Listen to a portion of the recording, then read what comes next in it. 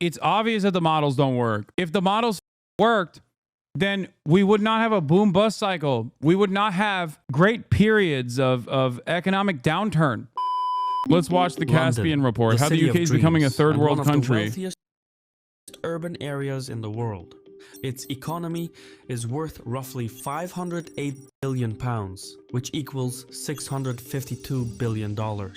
If it were an independent state, London would rank as the 22nd largest economy in the world, precisely above Argentina and Sweden. However, London's prosperity and that of southeast England is atypical for the country. This small area makes up nearly half the UK's GDP while having about a third of its population. If one were to amputate London's output, it would reduce British living standards by 14%, just enough to slip ahead of the US state of Mississippi. Yeah, the UK has seen better days. The last 10 years have been particularly tough. Real disposable income, which is income after taxes and benefits. What? Buying $202 shirts on Shein, it has nothing to do with having or not having health insurance, and Americans have $200 to blow because $200 is just never going to buy them a surgery or have any other use for it. When you are a poor American, except spend it. What? I don't think that is a reasonable bargain. I will never advocate for that. I think it's far better for Americans to have far better for Americans to not be so reliant on debt and have far less disposable income while simultaneously have all of their incredibly important needs met by the government. That is a big part of my advocacy. Yes, the chatter was agreeing with me. Having lived in California, Hong Kong, London, and Northern England, my quality of life was actually best in Northern England, surprisingly. Has remained almost unchanged. The cost of goods and services has gone up. Compared to a decade ago, people can buy less with their income.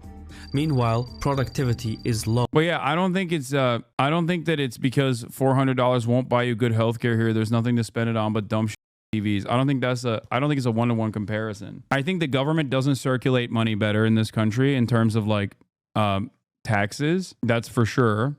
Taxes that would then fund very important social safety nets, because if you fund social safety nets and the government controls them, at most it is going to be a depressive force on the profits that the private sector can make, and at best it would eradicate the private sector in its entirety. That means a big part of that GDP is going away, okay?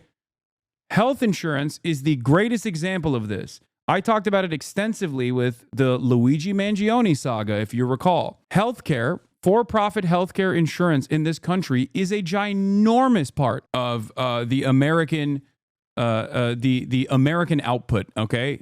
American wealth. There are hundreds of thousands, if not millions of people hired by this industry. And also on top of that, there are trillions of dollars of wealth being generated. Now, how is that money being generated is the important question to ask, okay? It plays a fairly significant role in our GDP. Why? It should not exist. How does it make this money? It makes this money by playing the role of a mediator that actually increases cost across the board. Cost on a cost that is carried over to the consumer, and it's lack of interest in like actually meaningfully tackling the cost on the pharmaceutical side, because it has no interest in actually lowering prices on the purchasing side. As a matter of fact, sometimes it directly owns the pharmaceutical providers, or at least has like an additional revenue opportunity on the pharmaceutical side with the pharmacy benefit managers, as we've talked about as well. So it is not in the interest of the private healthcare industry to have the federal government regulate this in any way, or even create a competitive product in any significant fashion, because that would ruin their reason of existence. That would ruin the way that they make money. Okay, GDP don't go up fixing a pothole. It does go up if you blow a tire. What's that meme of the two economists that talk to one another? One economist, what is it? One economist takes a shit in a bag, okay, and then sells it to the other economist. And the other economist, it's like a classic meme. Hold on, let me see if I can find it. It's a classic. Oh, here. Okay, here it is. Two economists are walking in a forest when they come across a pile of shit. The first economist says to the other, "I'll pay you $100 to eat that pile of shit." The second economist takes the $100 and eats the pile of shit. They continue walking until they come across a second pile of shit. The second economist turns to the first and says, "I'll pay you $100 to eat that pile of shit." The first economist takes the $100 and eats the pile of shit. Walking a little more, the first economist looks at the second and says, "You know, I gave you $100 to eat. Then you gave me back that same $100 to eat that. I can't help but feel like we just both ate for nothing." "That's not true," responds the second economist. "We increased the GDP by $200. So a lot of the stuff that you consider to be completely unproductive and maybe directly at odds with the flourishing of the working class of the United States of America are actually making a lot of money. A number is going up somewhere. The healthcare industry is profoundly important for our GDP, even though it should not exist." Think about that. So much of the American economy is geared towards creating unnecessary middlemen that will have pay stubs, unnecessary middlemen that will drive up the cost. This hypothetical excludes the existence of coprophile economists. This is erasure. Okay. I say I am not even against inefficiency in the economy. Okay. As long as it is at the behest of the overall public good. Okay. Inefficiencies such as maintaining the same labor force while improving the work conditions to maximize their efficiency and make them do less work so they have more free time. Okay? This is inherently anti-capitalist. This concept is inherently anti-capitalist. What do you mean? You're going to work 2 hours instead of 8 and get the same output and get paid the same? This makes no sense. If someone can do 2 hours, if someone used to do the same work for 10 hours and now is doing the same exact work for 2 hours, that means you can eliminate 5 jobs. You can eliminate 4 other people's jobs and then make that one guy do the job of 5. Inefficiency is universally bad and automation is essential to human development. What? Correct and based economist. I agree. That's why we must embrace automation. Inefficiency is universally bad and automation is essential for human development. I do not have a problem. Okay, bro, you are on the consumption leaderboard. You definitely chase it. Okay, once again, people I don't think understand what my personal worldview is. So they mistake it for what they think it is, and then they think it is at odds with what I'm with what I'm advocating for or the way I live my life. Okay. I do not have an issue with consumption. I am not anti-consumption. There has never been a point in my career where you can point to me saying consumption is bad, okay? As a matter of fact, I've often talked about the most successful mechanism of invisible control that neoliberalism has applied to its completely servile domestic population. It is consumption that keeps people occupied. It is consumption that makes people feel like their lives are better.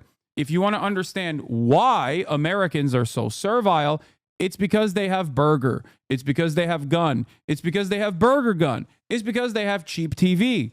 Okay? And if you understand that any government has to, at a base level, after giving their citizens basic material needs for them to thrive, that they also have to keep them preoccupied and to a certain degree sedated, then you understand that consumption is a very successful way of doing that. If you don't actually offer these goods for people to purchase and to keep them preoccupied, you end up having riots over not being able to get coffee beans, okay? It's not because I'm a selfish hedonist that I advocate for this, okay? Inefficiency is bad, law. Inefficiency is bad. Inefficiency, the chatter isn't wrong. Inefficiency isn't bad, but it has to be defined. Output input means nothing without context. Output shouldn't be profit. It should be good. That's the difference between the capitalists and the leftists. Yes, inefficiency of that sort, if you set the standard of what it means for inefficiency, then yes, because one can also make the argument that hyper efficient economics from a capitalist perspective it requires the gutting of the existing labor force, which then means that the purchasing power goes down, which then means that the existing labor force does not have an opportunity to make meaningful wages. And yes, if you compare it to like a Sudanese person, the American purchasing power is significantly higher, but year over year, their purchasing power goes down as well, and their quality of life goes down as well. That is inherently inefficient unless you are hyper focusing on short-term profits. That's it.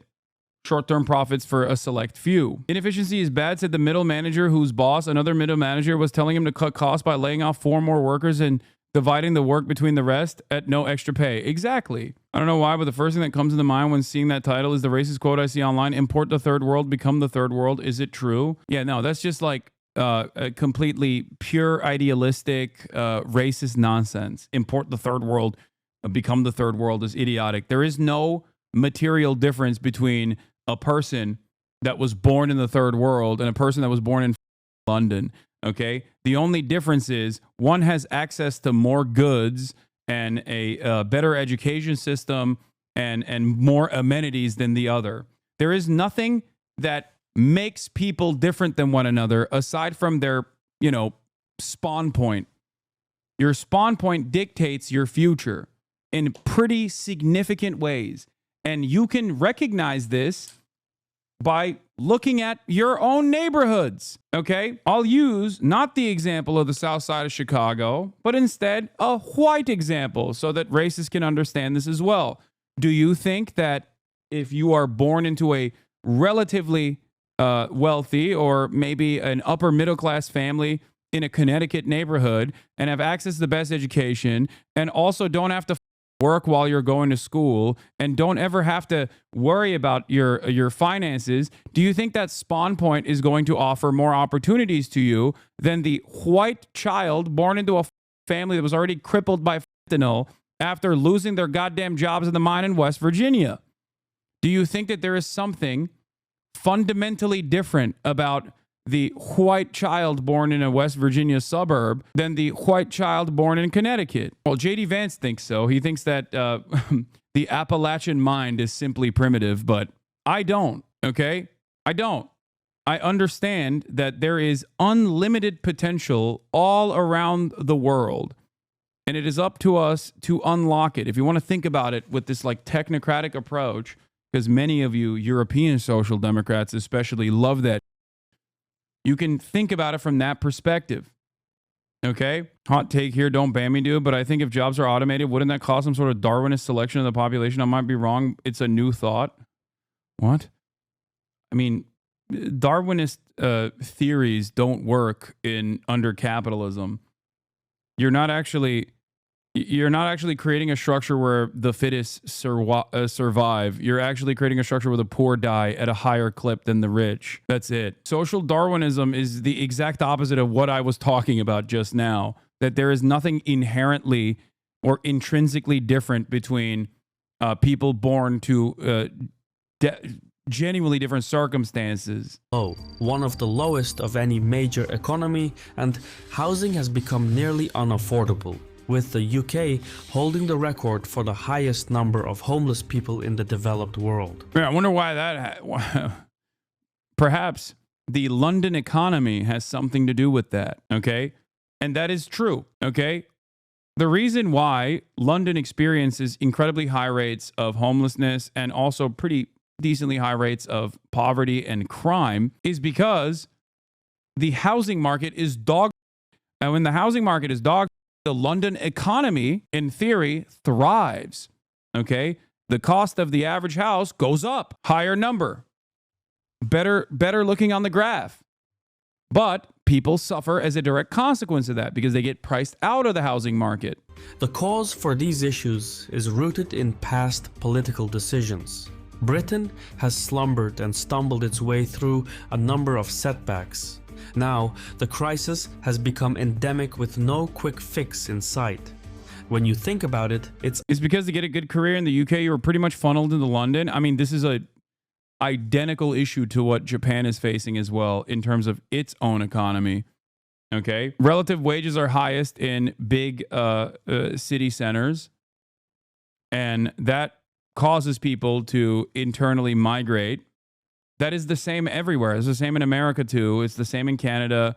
It's the same virtually everywhere. Well, with the exception of countries that don't treat housing as a speculative asset, but instead thinks about housing as a necessity for survival. ironic. The UK was the first country to industrialize.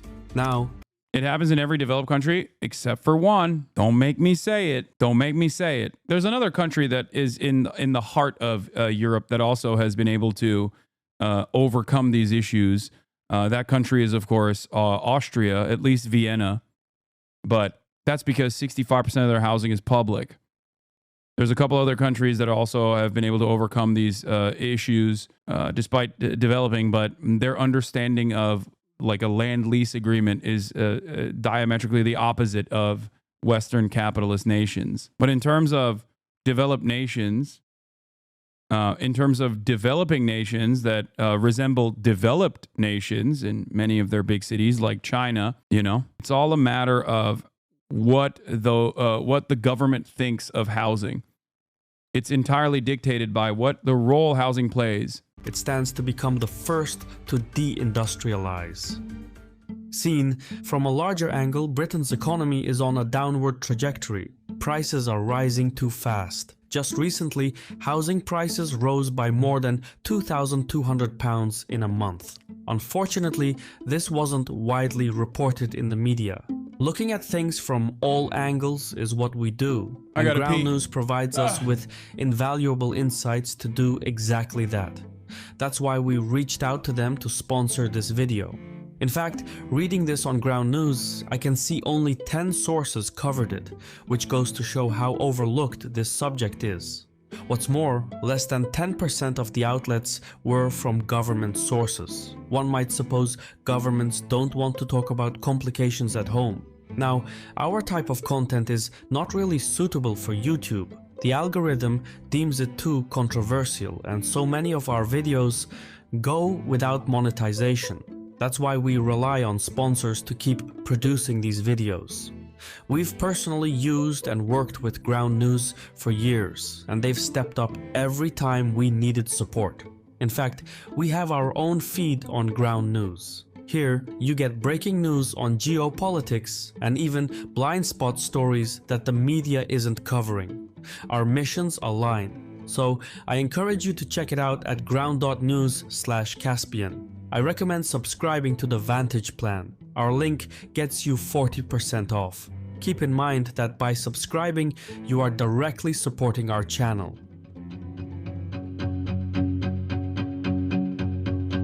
Not long ago, Britain was considered one of the world's most prosperous nations and a prime destination for skilled professionals seeking to advance their careers. Today, not so much. The state is under incredible socio-economic strain, more so than people realize. 3 back-to-back geopolitical shockwaves have left it with a colossal debt. Why is this Bolshevik bag still free? That's amazing. Dude, Euro chatters are so funny. I don't think I've ever been called a Bolshevik as a pejorative. I'm going to give you points for an old way of an old terminology. Czarist chatter, yeah. Gary's Economics, a former trader from London, describes the problem perfectly. Can I post a link to his video? Do you know Gary's Economics? No. Here. And then he's also made Gary's mod. Wait, really? He's about to call you a pinko? That is using Bolshevik as a pejorative is so old school that saying you're a pinko commie would be infinitely more modernized as an insult in comparison, even though that is also a very old school term to use, okay? One is like half a century old. The other is like a century old, more than a century old. Anyway, What about the hukou system in China? Doesn't that exacerbate generational poverty and class division, or is it good because everyone is in a home? Curious on your take here. I've talked about the hukou system in China before. I think they're looking to modernize and reform it at this point as well. But I'm not, it is certainly very restrictive. What is this? Why are you adding Little Bear and me? If not as pejorative, then it would be accurate-ish. Series, Understanding Wealth Inequality and the Economy. And we're going to explain why economists don't talk about wealth inequality. Okay, so in the first two videos in this series, we explained firstly, what is wealth? Secondly, what is wealth inequality and why it is destroying our living standards and making people poorer. Today's video, we're going to explain if wealth inequality is so important, why is it that other economists don't talk about it? Okay, so the first reason economists don't talk about inequality is because of the way economics is taught at universities. So for those who don't know, I studied maths and economics at the London School of Economics for 3 years for my undergrad. And then I did a 2-year master's in economics at Oxford. So I've spent 5 years at elite economics departments learning economics. And I think it's important to understand the way that economics is taught at universities nowadays. So the first thing to say is, and I think this will surprise a lot of people, in economics departments, we don't talk about the housing crisis. We don't talk about why housing is unaffordable. We don't talk about falling living standards. We don't talk about why wages are falling, why it's hard to get a good job, why big cities are expensive, why... Yeah, that's woke. That's why. You got to think of lines and graphs, okay? You have to make sure that in the field, the entire study of economics, you can never actually think of human beings as human beings. You have to think of them as widget makers at the widget factory, okay? Because if you realize that, I don't know, like productive output and economic efficiency implies mass layoffs, for example, at the widget factory, if you start thinking about the people and their disposable income, their lives, their dreams, their children's futures, all of a sudden you're going to start arriving at a very gay and very woke conclusion that perhaps is not the best possible thing to do. Okay, they're economists, not sociologists. Okay, I'm just saying that it's a silly way to approach the problem. China says U.S. should lead Trump's proposed arms control effort. President Trump said China and Russia should have their military spending and limit nuclear weapons. You first, China said. Great. It's never going to happen. Things like energy and food are increasingly expensive. These kind of big economic problems of our time are basically not discussed at university. So what do we do at university? The main thing is Yeah, but the point of the graphs is so you can think objectively and make rational decisions. Yeah, the problem is those are not rational decisions, okay? Is the point of a government or a social contract to improve everyone's lives, to improve the collective good, okay? Or is it to make sure that lines are constantly going up on a graph? Yes, if you think that lines should constantly go up on a graph and you believe in permanent growth of that sort, okay, then you arrive at this problem. And it's so funny because economists are wrong all the goddamn time. And then we never regard it in the same vein as like zodiac signs. We just like go, oh, well, I guess there was some issue. There was some fundamental problem that we didn't see, but it's okay. We'll just keep applying it over and over again. You know what it reminds me of? Okay. You know what it reminds me of? I've been watching Orb, right? And I think the way that capitalism and the way that we literally abide by capitalism being the norm reminds me of the geocentric model in the anime Orb, and the way that so many supposed scientists, whether because of repression from the church or because of their own sunk cost, right, into this wrong model of thinking, chose to overlook an alternative vision, okay, and arrive at the goddamn truth. It is literally the same shit. Orb is an analog for capitalism. Instead of the church, we now have, an entire system designed around constantly seeking profit. And as everything is falling apart, We just still, as everything falls apart, as the previous models that we've designed that are beautiful keep failing over and over again, people still turn around and go, we just got to go back to the drawing board. It's fine. Let's not evolve our thinking at all. Let's not look outside of the pre-existing confines. It's just too scary. No alternative visions here, okay? Do maths. So economics nowadays is a very, very heavily mathematized subject. If you don't have a very good maths A-level, you basically can't even get into university to do it. And then when you get into the university, it's just very, very, very heavily mathematical. And once you go into postgrad especially, it's extremely phenomenally mathematical. And it's not easy maths. You're doing kind of a lot of algebra. Marx made the observation, which is true in modern economic theory, that vulgar economists ignore the social relations that underlying the capital-labor relation. It is the organization for profit and property rights that vulgar economists ignore when discussing inequality or productivity. A lot of simultaneous equations. But basically, it's a maths subject at this point. And it's important to say that the maths is not easy. So I had a maths and economics undergrad, and I was very good at maths as a kid. But then when I went to do my postgrad at Oxford, even though I was very good at maths, I found the maths quite difficult. And if you want to succeed, if you want to get good grades, you really, really have to spend a lot of time memorizing the maths, basically. And the context for this maths is they basically build a model, like a model economy, and everything affects everything else. So if we cut the interest rate a bit, what does that do to GDP, for example? Or if people suddenly start spending less money, trying to save more, what does that do to inflation? This kind of thing. If the government suddenly raises taxes, how does that affect the economy? And you build this kind of mathematical model. It's like a toy model, like a kind of game in a way. We raise this a little bit, that falls, this thing rises. And that's the kind of model that is basically used in modern economics. But of course, when you build a model, you can't include absolutely everything that exists in the economy. You have to make some simplifications. Some things will be included, some things will not be included. And the models which we study at universities nowadays, one of the big simplifications is that there is no inequality in the model. In fact, it's more than just that there is no inequality in the model. There is only one person in the model. So these models are what they call representative agent models. So rather than looking at 6 or 7 billion people in the world, or like 66 million people in the UK, or 300 million people in the US, they say, to make the model simpler, we are just gonna look at one representative person. So the average person in the whole economy. So all you care about is averages, right? You're just looking at one average person. And of course, if we change the distribution, if I take some wealth from you and give it to Bill Gates, or if I take some wealth from Rishi Sunak and give it to you, that changes the distribution, but it doesn't change the average.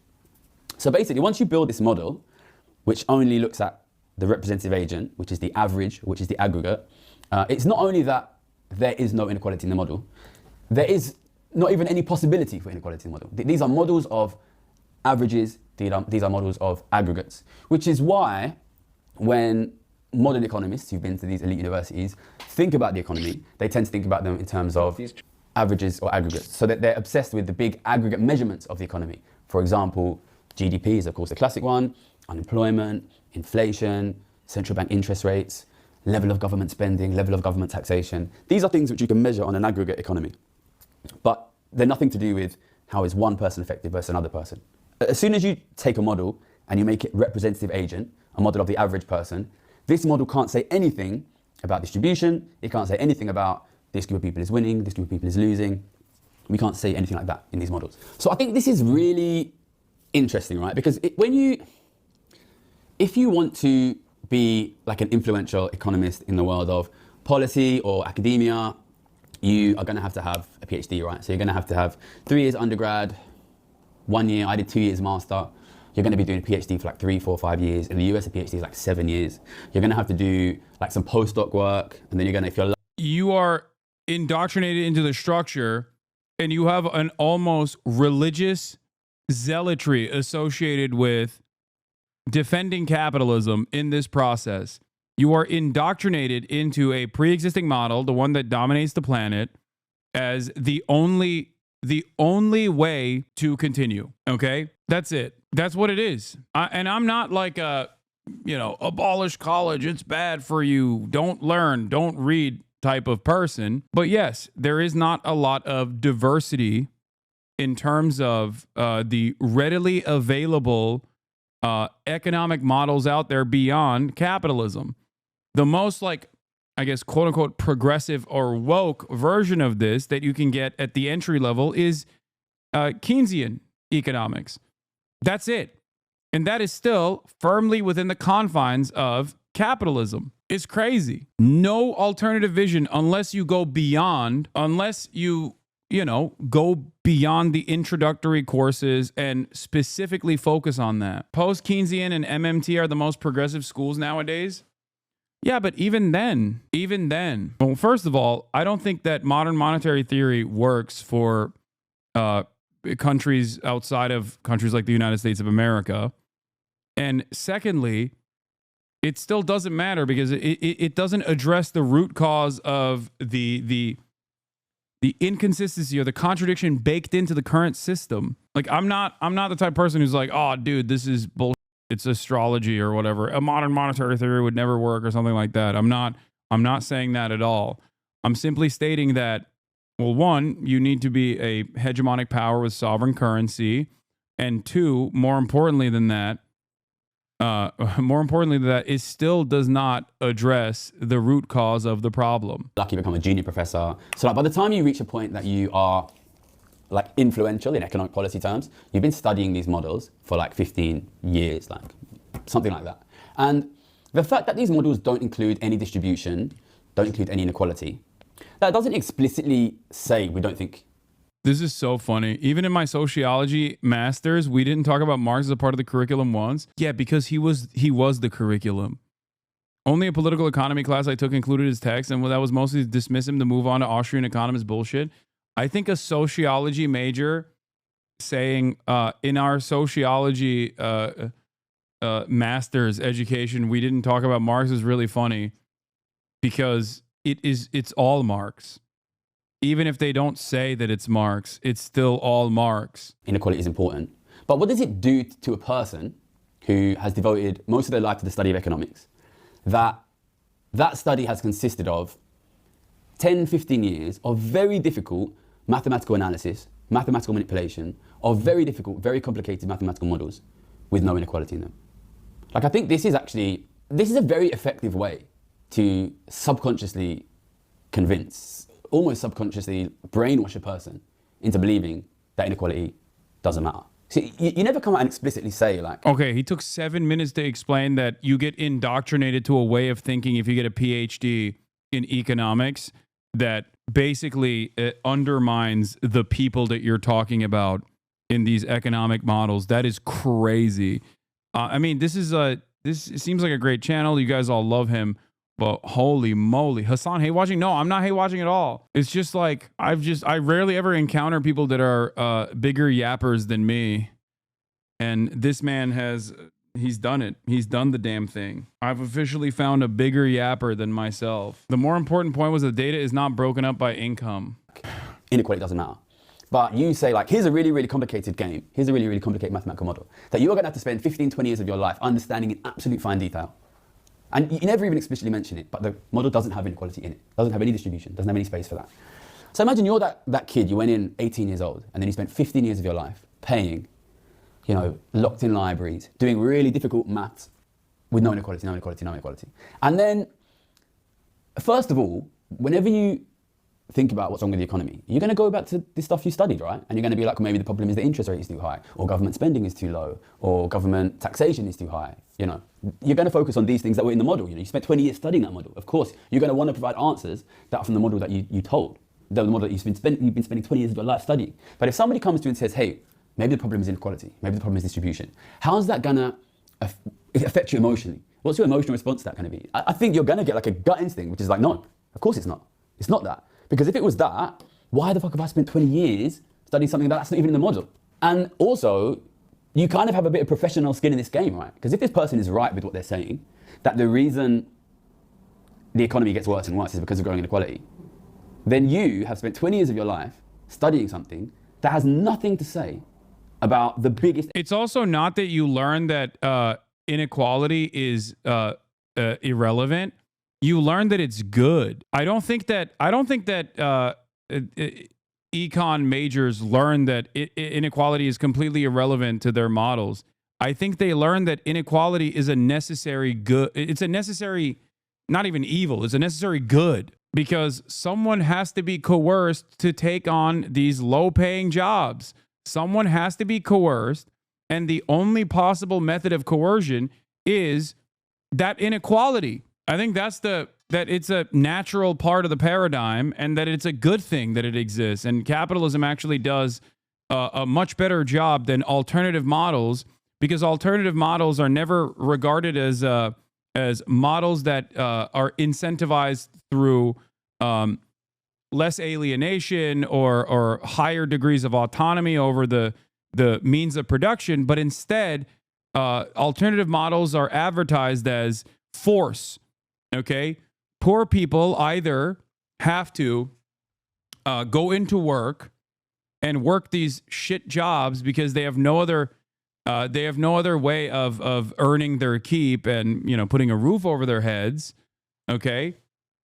Or if that's not the case, in other structures, the only way you can get them to work is by gunpoint. Okay. Ironically enough, we do plenty of that gunpoint coercive aspect of labor, you know, sometimes by directly destabilizing the global south, and other times by imprisoning decent chunks of our population. But that's neither here nor there, I guess. That's one of the other invisible aspects of capitalist cruelty. My boyfriend is an econ major, and he definitely thinks like this. So hard to have these conversations, especially when I was a poli-sci major and had a very different academic perspective. Economic issue of our time.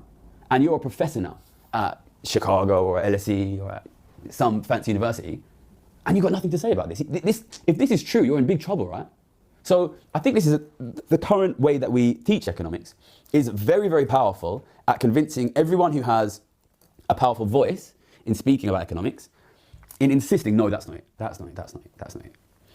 But the end result is, most of these discussions are just, 10 people with elite university degrees talking to each other. So it's not that they even have to really deny somebody like me who says inequality is the problem. It's just never in the discussion. It's never in the discussion. It's a little bit like, who Copernicus is. Copernicus is this scientist who discovered that the Earth travels around the sun, and the Earth is just one of many planets traveling around the sun. Oh, and everybody accepts now that this is He's literally doing the orb. He's doing the orb analogy. Yo, that's crazy. That is what I've been thinking about quite a bit, though, because I've been watching Orb. Obviously, he's not doing the orb analogy. He's doing the historical example of the real existing historical example of of someone that undermined previous ways of thinking and that was completely shut out from the conversation. And those who carried the torch of this research were actively undermined and pushed away and murdered sometimes for developing the alternative ways of thinking, which ended up being the truth, by the way. Okay, what the is Orb? You keep saying Orb. Orb is an anime about a scientific development around the heliocentric model that under the watchful eye of the church. It's an anime that fictionalizes. It's an anime that fictionalizes basically the process. The manga is set in 15th century P Kingdom. People who suggest ideas in opposition to the teachings of the C religion, which is Christianity, by the way, and it's the Inquisition, such as that the earth revolves around the sun, are considered heretics and are tortured or burned at the stake. Rafal, a child prodigy with an interest in astronomy, is forced by Hubert, a scholar and heretic, to assist him in his research for the movement of the earth theory. Okay. When Nowak, an inquisitor, finds a diagram drawn by Rafal showing a heliocentric model, Hubert claims responsibility and is executed. It's one of the things that Hubert says that I really love is that there are no wrong answers, right? Like a wrong answer can still lead you to the truth. And I think that's a wonderful way to approach both the rest of this anime, and I'm not going to spoil the rest of it. This is like first and second episode. Up chatters, but yeah, it's about how difficult it is to shatter dogmatic approaches. Right, but before him, everybody thought that the Earth was the center of the solar system. I guess it probably wasn't called the solar system at that time, but and everything traveled around, including the sun. And they had developed these really complicated mathematical systems of making that work. And the way that works is that all the other planets, they have to do like loop the loops and spinning around. It's the only way that it works to make sense. So all of these guys spent like their whole lives working out these complicated mathematical models of how everything goes around the Earth. And then a guy came and said, actually, things don't go around the Earth. And he was, you know, he was massively, massively attacked. Nobody wanted to accept it because you have all of these prestigious academics who've spent their whole life developing models of how things travel around the Earth. I think that's kind of basically where we are now. And if I was right in saying that these guys are just missing the big thing, what would you expect? You would expect, basically, that their models wouldn't work in the sense that they would constantly generate. And it's funny because, like, it's obvious that the models don't work. If the models worked, then we would not have a boom bust cycle. We would not have, like, great great periods of economic downturn. Like, that's the other part of this, which is that, like, when economic predictions fail, and they do quite frequently, it's not exactly invisible either. You immediately feel the long-lasting, tangible impact. But because we are so dogmatic in our approach to capitalism, and it's such a wrong answers lead you to the truth, is that how you cope with getting absolutely cooked by the debate master Jordan Lee Peterson? Jesse Lee Peterson, yes. I fear that in times of instability, a lot of people operate in cultish ways and approach the subject by reaffirming their loyalty to the previous dogmatic ways of thinking. Dude, I love Richard Wolff. He's great, but I'm not going to listen to him talk about the dialectic of work for an hour, dude. What are we talking about? Calm down, okay? This is already long enough. Many chatters already left because they said they were bored. And now you want me to listen to Richard Wolff for an hour? Like, come on, lock in. Incorrect predictions. And that is exactly what happens. These guys consistently generate incorrect predictions. So, you know, I've spoken about it many times on this channel, and I'll speak about it on the next video on the course. My job was to predict interest rates.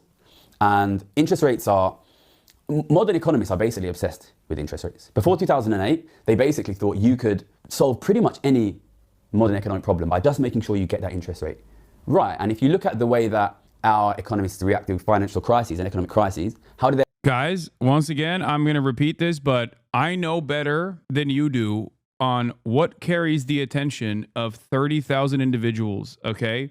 Please stop. Like, this already is close to the boundaries of what is allowed on this broadcast. We've probably passed that boundary from my own estimation, okay? They react to 2008, slash the interest rate. How did they react to COVID, slash the interest rate? How did they react to the inflationary spike after COVID? Rocket the interest rate up. This is basically where our economists sit at the moment, which is the way to deal with any economic crisis is to manipulate the interest rate. So the interest rate is like their key tool that they use, basically. And yet, what are their predictions for their own interest rate like? So I was a freshman interest rate trader from 2008 until 2014. In 2008, after the financial crisis, interest rates were slashed to zero in basically the whole of the rich world. Nobody predicted that. That was a surprise. And because they believe that low interest rates are very economically stimulative, they thought that rates would come up again the next year. They didn't. They then said in 2009, well, we were wrong this year, but rates will come up next year. They didn't. In 2010, they said rates go up in 2011. They didn't. And they continued to predict rates to go up every single year up until 2020 in the middle of COVID. Every single one of those predictions were incorrect. And then they finally said in the midst of COVID, now inflation is so low and will stay so low for so long, interest rates will never go up again. And interest rates immediately went up to 5-6%. So, you know, I know when I come out and say inequality is the big thing, and you live in a world full of economists that say, oh, the problem is things to do with the interest rate, things to do with levels of government spending, things to do with levels of taxation, I can sound like a bit of a quack, basically. Why is this guy saying the problem is one thing when all of these prestigious elite economists aren't mentioning it? Well, they're an educational system which never talks about it, and their predictions are constantly wrong. Whereas if you look at my predictions and, you know, the same goes for foreign policy as well. If you're a constant naysayer of like American imperialism, the one time where your prediction might be incorrect, maybe let's say you're Noam Chomsky and you talked about the Khmer Rouge and said, hold on, let's wait for official data to come out. They'll constantly bring that up 60 years later, okay? Or let's say you're a dumbass Twitch streamer who said Russia would never invade Ukraine. They'll constantly bring that up. You can be wrong all the time, on the other hand, as long as you are wrong alongside a pro-American imperialist position. The one time where you're wrong, on the other hand, against the American imperialist position, everyone will constantly look to that and constantly point to that to try and undermine your very accurate assessment of the situation time and time again. Look no further than every single pro-Israel content creator. Okay? Look no further than every single pro-Israel content creator. Every step of the way, pro-Israeli accounts that are in legacy publishers or that are in independent media have been wrong on every account. Their assessment was incorrect. Their analysis was totally wrong. And every single thing that they said about the potential, about the future of this conflict was incredibly wrong. I, on the other hand, was right every step of the way. And it's not because I have some crazy future sight or whatever. It's because I was looking at previous actions. But it does not matter that they were wrong every step of the way, because they were wrong in the correct way. Okay? That's it. They were wrong in a way where it corresponded to the overall biases that a lot of other people are being socially conditioned into believing. The reason why I brought up this analogy, which is somewhat self-serving, is because the same thing happens in the field of economics. Okay? The point is, economists are wrong all the time. They're wrong so consistently, but they're wrong within the confines of permissible, the permissible concepts. They're wrong within the confines of, they're wrong in favor of being pro-capitalism. And if you're wrong when you're pro-capitalism, then that's fine. It's, you know, some people get stuff wrong all the time. They're a part of the in-group. I correctly predicted interest rates after the 2008 crisis, but I've also correctly predicted things on this channel. If you go back and look at the first video on this channel, which we'll link in the description, I predicted in the beginning of COVID there would be an inflationary crisis, cost of living crisis, a huge spike in the stock price, the gold price, house prices, and a huge increase in inequality. I'll give you one example, okay?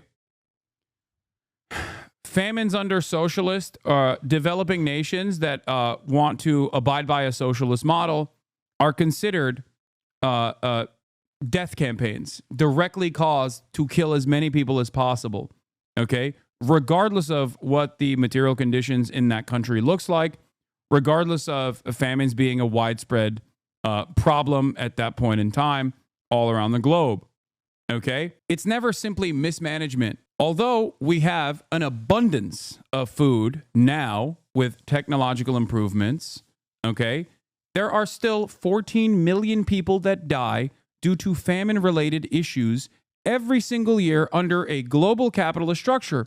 But why do those people die? It's not because of the system. It's not because of mismanagement when we have abundance.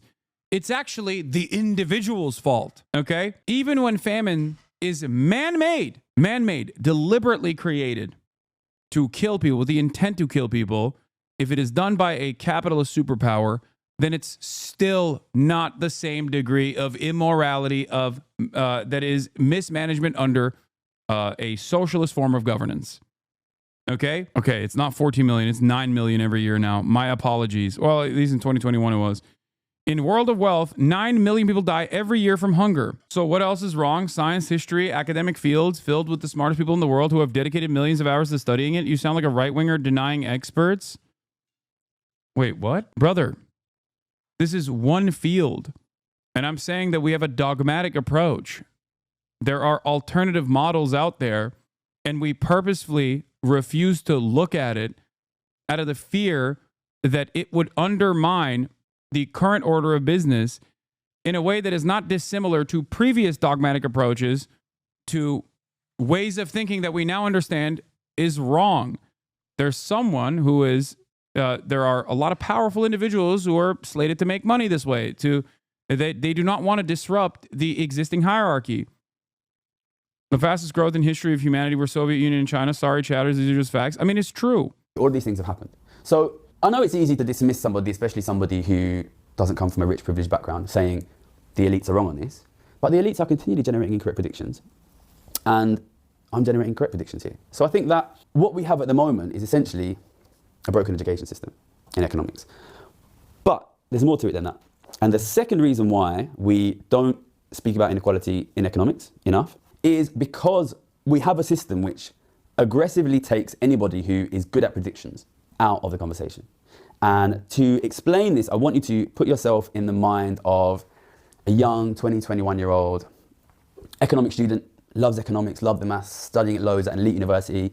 You graduate, whatever it is, magna cum laude or whatever, you're top of your class, and then you have to decide what you want to do with your life. So if you want to be in this conversation, if you want to be an academic, or if you want to be advisor to government, or if you want to work in public policy, you have to stay in academia. You can't just do an undergrad. You're going to have to do a master's.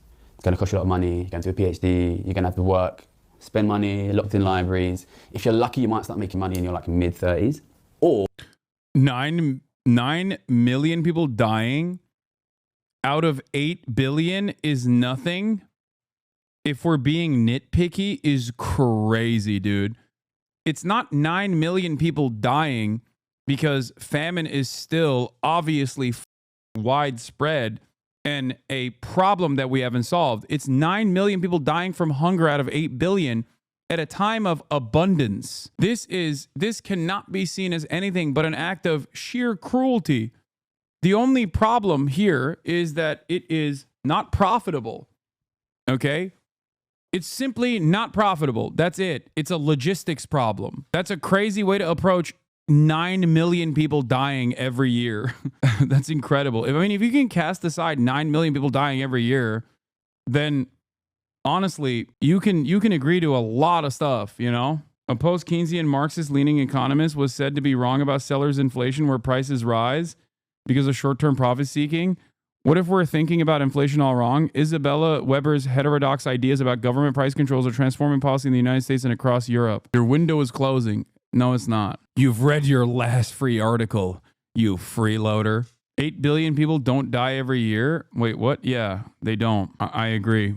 The entire population of the planet don't die every year. You've read your last free article, bucko. Or you can go into the city. Not only does it pay you way, way, way more, but it gives you the opportunity to prove, look, I'm good because I can make predictions. And academia doesn't really care if you can make good predictions. So one thing which was really clear to me in my time in the city and my time in academia is if you're really, really good, you want to be in the city. Because if you're making good predictions, you will be recognized, you'll be paid, and everybody will know that is the guy over there who is right, because they're really aggressively analyzing who is the guy who's making good predictions. They're tracking that and they're paying that. But if the field of economics is so bad and gets everything wrong, then why do corporations and institutions crave elite economists so much? Wait, what? Dude, I don't think you understand. They are operating within the confines of the pre-existing system. Yes, it's a self-reinforcing cycle. That's the entire point of his video, by the way. You misunderstood the entire point of the video from an econ expert, by the way. This is a person who does have the qualifications that you demand. And your reaction to this, your immediate antagonistic reaction to this is ironically the point that he's also making, which is that any kind of heterodox thinking is immediately cast aside by those who have obviously sunk a lot of time into thinking this way, and even those who have sunk no time into this way, but have basically decided through all of the social conditioning that this is the best possible way of going forward. Also, I think you're mistaken economists for, quants or actual math majors who I think even have a more soulless approach to the process somehow. Whereas when I went back to academia in 2017, I had, my first lecture at Oxford, and it was about interest rates. And I thought, this is really interesting, right? This is the thing which we've predicted really badly for 10, 15 years. This is the specific area I worked in. This is the area I'm an expert on. It's really interesting, right? If you are at elite university and you're studying something really important, and we've been wrong about it for at that time it was 10 years, now it's more like 15 years. This is interesting, right? This is kind of an unsolved problem. There's a thing that we're really bad at. We can work out why we're bad at it. So I went to the professor, I said, why do you think we've been wrong about interest rates for 10 years? And he said, no, we always knew interest rates would stay zero, which is, categorically wrong. And I went back and I showed him the data and I said, look, you've actually been wrong for 10 years. And he said, oh, that's interesting. It never went anywhere. So what this shows is if you're good at predicting, which means you're good at working out why other people are wrong, the city will pay you academia won't even notice. It won't even notice. So what does this tell you about academia's ability to improve? Like if these guys are able to be wrong year after year after year after year for 10 years and not even notice, they're not going to improve. They're not going to improve, basically. So what you have is a situation where anyone who is good and wants to make money is aggressively paid to leave. And if you're good and you stay, even if you are able to correctly identify an area where everyone is consistently wrong, they don't really care and they're not going to listen. So what kind of person stays in academia when they know that if they're good, they will do much better and get paid much better leaving academia and going into finance? Basically people from rich families. It doesn't make sense to do that if you're not from a rich family. Like if you have the option, you know, I made millions of pounds in the city and you know, that is what paid for this flat. And you know, when my brother needed to buy a house, I helped him. My sister's trying to buy a house, I'm helping her. Like people from ordinary families cannot afford to make that choice if they're good. So the kind of people who stay in academia, you need to be either not good enough to get into finance, from a rich family, or basically a little bit mad. Like, and this is what happens. And Gary's great, but his takes can be quite liberal. It's not like if we just got good economists to work with the government, then suddenly capitalism would be just fine. The system is far more self-replicating at a structural level to be changed in that way. I don't even know if he's actually saying that. Yeah, I think given that there is like some level of math involved in economics, I think one of the most damaging aspects of that has been this false reality that they also mistake economics with like hard science when it's very clearly not. That's it. People are like, well, it's confusing and it has math, so it must be a hard science. I don't really understand. Based on what he's saying about not needing / wanting to improve, it sounds like the idea that people not wanting to return to shopping carts, there's no reward for returning one, but what? It's neoliberalism that started pushing its view of the economy as some objective truth. Before that, it was way more diverse and everyone understood that it's mostly social science. You have this system which kind of brainwashes people into saying inequality doesn't exist, it doesn't matter. Doesn't listen to people who are right and have ways who are demonstrably better in their predictions, and aggressively takes everybody who's half good out of the conversation. I mean, I think one of the classic things that Noam Chomsky has talked about in terms of like the field of economics being designed around a lie is the notion of the rational actor principle, when there is a multi-billion-dollar industry dedicated to making irrational choices, making consumers engage in irrational choices to begin with. Like that in and of itself is a fairly simple way to attack the argument. You go into finance. Obviously, then once you're in finance, you can make a lot of money making good predictions, but you're not allowed to speak publicly. So when I was a trader, I was making a lot of money betting that inequality would devastate living standards and keep interest rates low and push house prices up and push stock prices up and push inequality up further. But I wasn't allowed to say anything about these things. I had another point which I need to make on this. So the third reason economists don't talk about inequality is that pretty much all powerful, influential economists are quite rich. They're quite rich. They're generally from rich families. If they weren't from rich families, they probably wouldn't have stayed in academia. Economics has the worst social representation of like different social classes of any subject in the big American universities. So you have rich people who've gone in to study this subject. They probably don't need money, otherwise they would have gone into finance. And then they get paid to work for a think tank or work for a newspaper, and they themselves are quite rich and comfortable. The people who pay them are probably quite rich. They're heavily incentivized not to talk about inequality, right? It's in a quite obvious way, which is when somebody is rich and comfortable, they want to keep things the way they are. You know, when you talk about a crisis of inequality, it hurts most people quite badly because wealth tends to concentrate at the very top. But there's a sort of, you know, the top 1%, especially top 0.1% does really, really well. But there's like 5 or 6% at the top that benefit from that. And these guys include basically any economist with a voice. So economists are wealthy, they don't want to talk about inequality. They've got a massive amount of skin in the game saying that inequality doesn't matter. 20 years, 30 years of education studying something which has nothing to say about inequality. They need this to not be a problem. Okay, so to conclude, why do economists not talk about inequality?